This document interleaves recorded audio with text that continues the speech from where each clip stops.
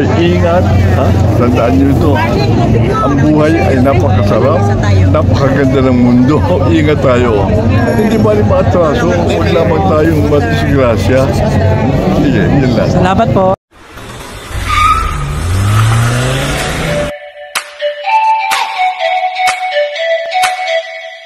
Welcome back mga Junakis! Muling nagbabalik ang inyong Daddy-O para sa panibagong episode ng ating vlog. At sa video ito, dumalo ang grupo ng NMAX Pilipinas Touring Club Mandaluyong Chapter kasama ng iba pang mga riders sa pangunguna ng Addition Hills Riders Federation. Ito ay para sa launching ng Ligtas Christmas na inilunsad at pinangunahan ng Department of Health. At kagaya din ng mga ibang events, kailangan din nating mag-register dito para sa attendance. At bilang guest of honor, dinalohan nito ng ama ng Mandaluyong na si Mayor Benjamin Ben Abalos.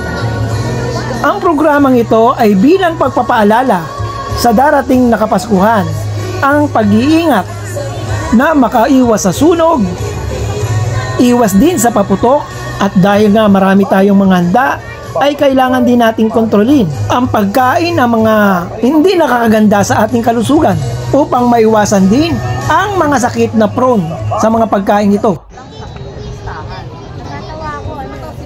At isa rin sa tinilakay ang ligtas na paglalakbay gamit ang motor sa tinawag nilang Via Healthy. At sa puntong ito ay sinimula na nga ang programa. Good afternoon, Gia. And good afternoon, everyone. Welcome sa Ligtas Christmas 2024 Kick-Off Event. Pamilyang patok, pagkumpleto at ligtas. Espesyal ang araw natin ngayon, partner, dahil today marks the beginning of our Ligtas Christmas Kick-Off. Tama ka dyan, Aaron. Para sa kaalaman ng lahat, ang Department of Health ay nagsusulong ng selebrasyon ng Pasko at bagong taon na masaya, habang handa sa krisis at umiiwas na rin sa mga sakit. Tama, partner. Kailangan handa tayo sa mga emergency o yung mga maaaring yung mga emergency ngayong Christmas season, at alam din natin yung mga healthy behaviors o yung mga magaganda o malulusog na pag-uugali, lalo na ngayong holiday season. At bilang panimula ng programa, sinimulan ito sa isang panalangin na pinangunahan ng iba't ibang grupo ng pananampalataya sa pangunguna ng mga tausug sa Mindanao, sumunod ang mga Muslim at ang Katoliko. Amin ya Rabbal Alamin. Alhamdulillahi Rabbil Alamin Ar-Rahman Ar-Rahim. The Father, Son, Holy Spirit. Our most precious Heavenly Father. Sayang. Mas maganda yung harapot sa gabi. Kailangan kayo papatiin lahat.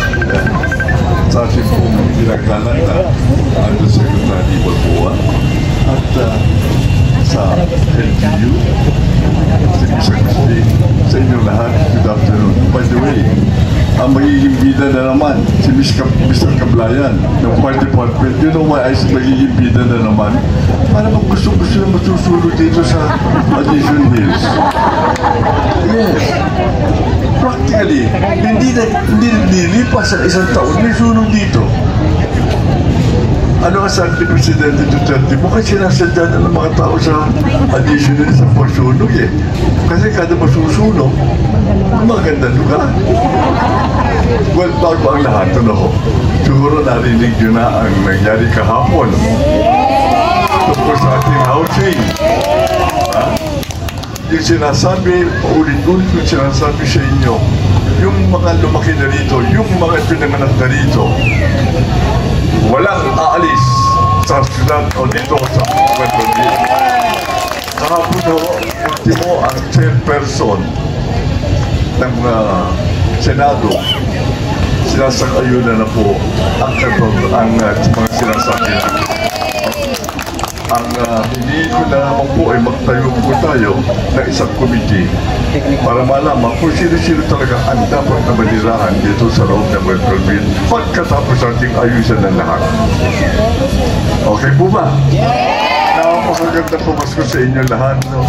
Ngayon, napaka-importante po nito. Salamat po sa organizers.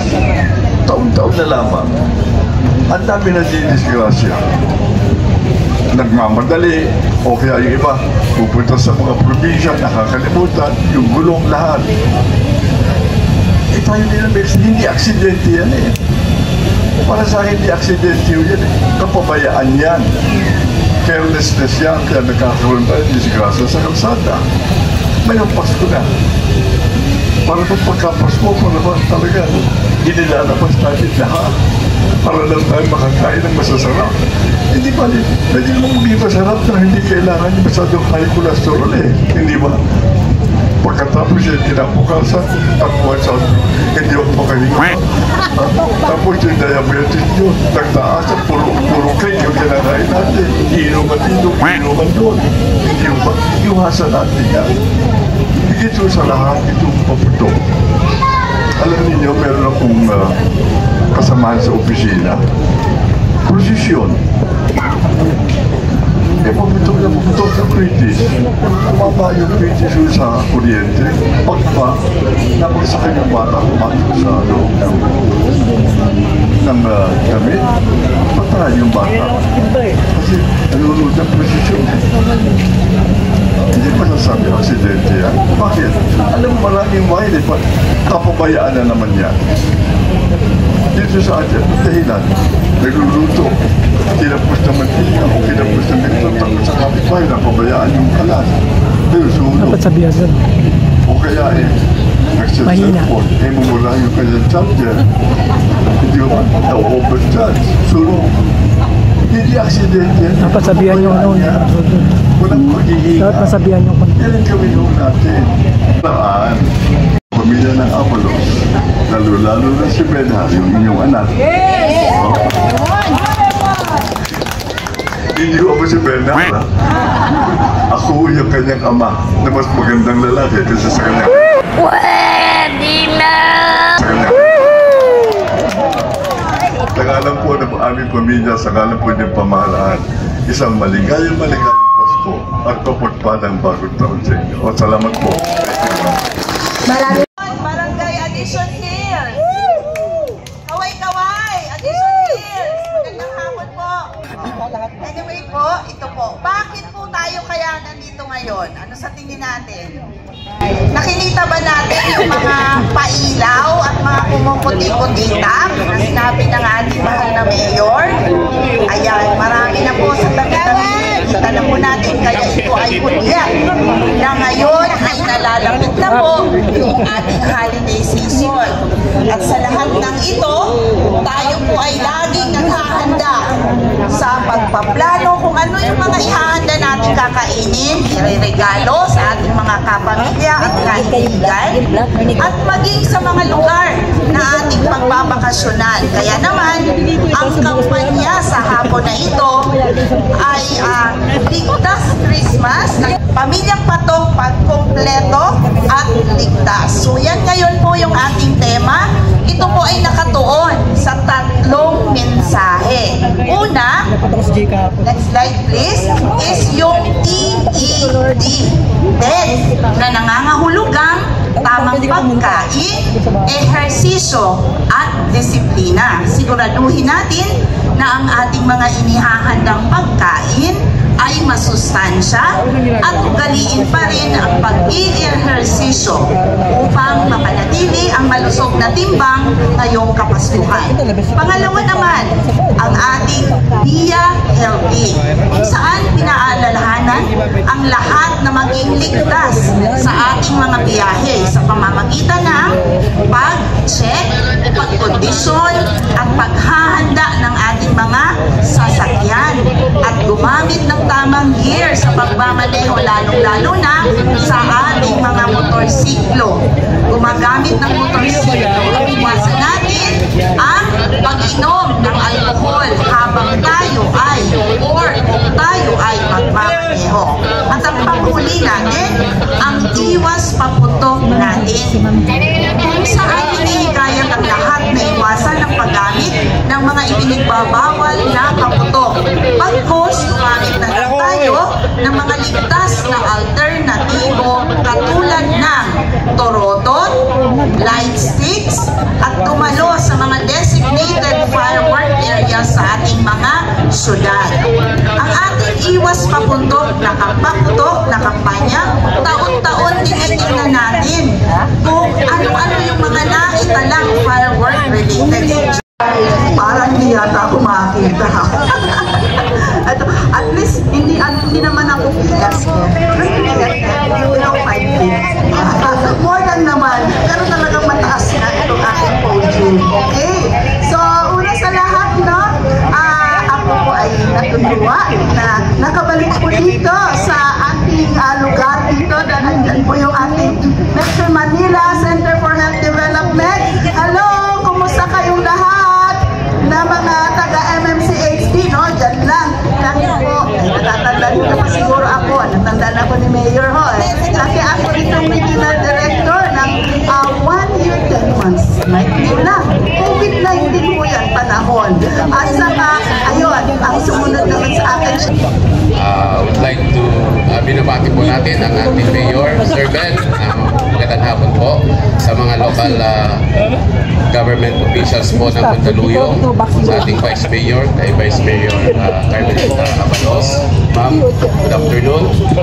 Sa mga officials po ng ating national government, mula sa DILG, kay RD Agustin, ma'am, sa ating DOH, Undersecretary, ma'am, good afternoon. And all stakeholders po ng ating Ligtas Christmas program. Magandang hapon po sa aking mga kasamahan sa Bureau of Fire Protection. Andito po ang hepe ng ating Mandaluyong City, si Superintendent Cablayan. At sa mga partners po natin sa DOH ng Mandaluyong, yung Local Government Unit Health Department. Magandang hapon po sa ating lahat. So sa Bureau of Fire Protection po kasi ay it's our customary to make our personnel red alert during this Christmas season. Why? Because sa Christmas season at saka New Year's season is that there is a prevalent increase sa mga fire incident po. So always naka-alert ang ating mga tao, ang ating mga personnel. Magandang hapon po sa ating lahat. Siyempre po sa aking ama, Mayor Ben. Hindi ako sanay ng Mayor Ben, tawag sa kanya talaga dati eh. Kay ASEC, USEC Global, kung tawagin mo. Nice to see you again, ma'am. Siyempre ang ating RD, Rio, Ma'am Lourdes, good afternoon po, RD Karen, and mga kuya at ate ko po sa DOH, no? Si Doc JM, si Sir Rodel, and Dr. Janice, Sir Chief Fernandez, magandang hapon po. And ang aking pong auntie, long lost auntie ko, si Atty. Cheche Pablo. At ang napakasipag na barangay captain natin, Kap Carlito. So, kanina po nakita kami ni Sir Doms, no? Si Sir Doms Bakdan po ang ating DOH representative. So I asked him, sabi ko, bakit sa Mandaluyong uli? Mataas pa yung cases namin sa mga fire-related events. And kasi last year yung po yung isa sa pinagbasihan eh. Magandang hapon po sa inyo lahat. Magpalakpakan na may kasamang sigawan. Unang-una sa aking tatay. Tatay ko rin po sa Sandingalan. Ang aking pong minamahal, ang aking mentor, isang masigabong palakpakan na may kasamang sigawan, Mayor Ben Abalos. Of course, kasama po natin ang ating pong dating Regional Director at ngayon ay USEC, si Ma'am Balboa, Ma'am Gloria Balboa. And of course, kay Dr. Rio Magpantay, our Regional Director. And kay Ma'am Karen Fernandez. And the rest of the DOH Regional Office. And of course, may kababayan. Yung wala nalaman kababayan ko pala si Ma'am Agustin. No? From Samar, tama po ma'am? From Samar and came from Leyte. Palapang po natin si Director Agustin. Meron po dahil dito mga wari-wari ma'am, yung ating kababayan Samar Leyte. And sa ating po kay Sir Fernandez from BFP and kay Dr. Abalos, of course, kay Attorney Chenelin, Attorney Cheche Pablo, sa aking mga kagawad, Kagawad Angie, Kagawad Ken, Kagawad Dennis Buen, and sa KSMWP. Yan. And of course, ulitin ko yung aking mga kababayan sa Maralete, kasali, yung ating mga Riders Federation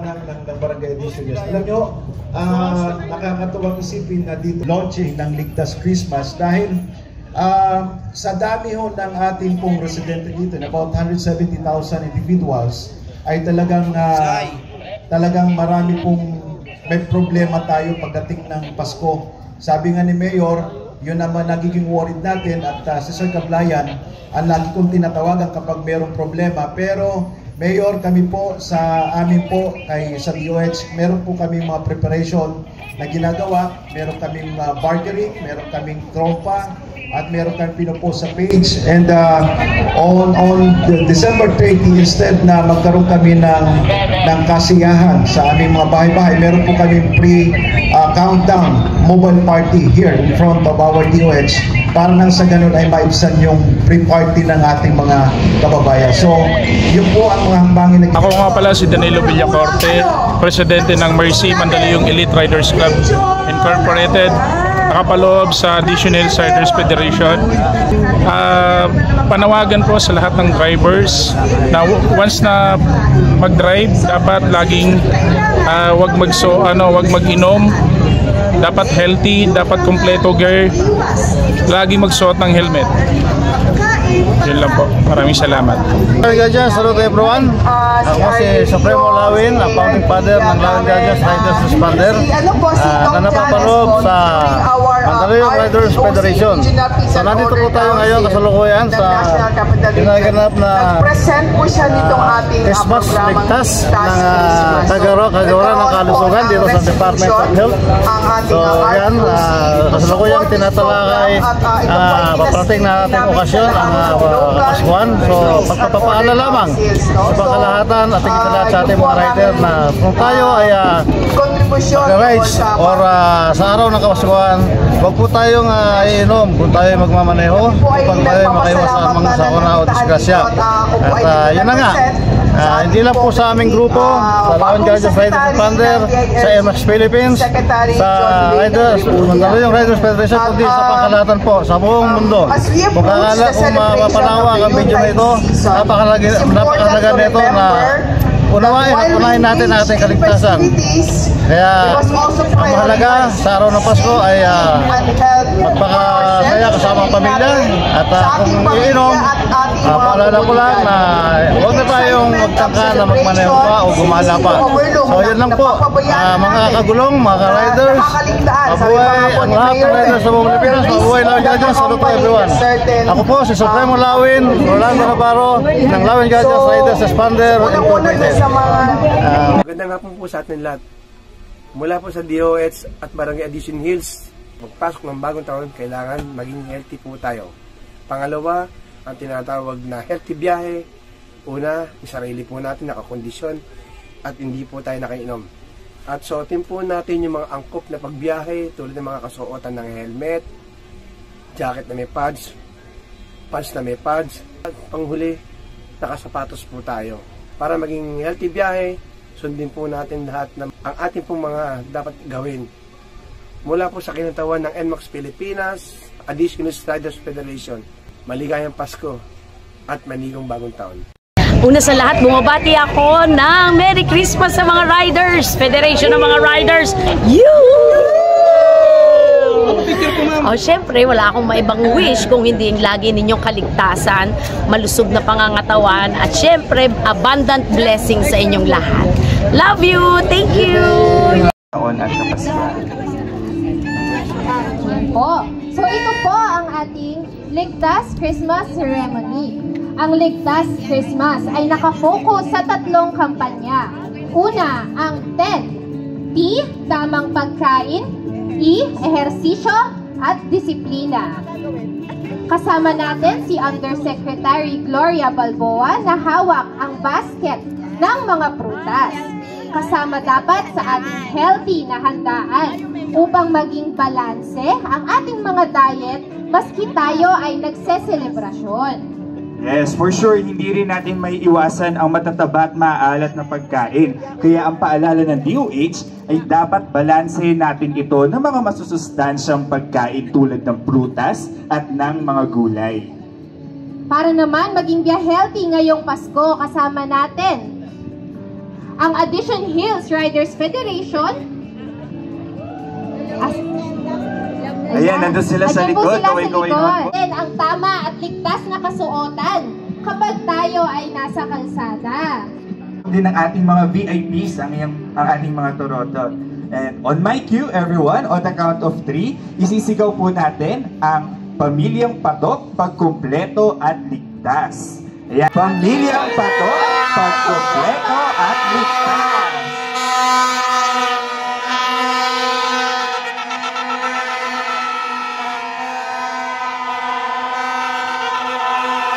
Pamilyang Patok, Pagkumpleto at Ligtas. At dahil yan, dito na rin natin tinatapos ang vlog na to. Once again, this is your Daddy-O saying, stay safe, ride safe, and God bless. Bye-bye. Psalms chapter 121 verses 7 to 8 says, "The Lord keeps you from all the harm and watches over your life. The Lord keeps watches over you as you come and go, both now and forever.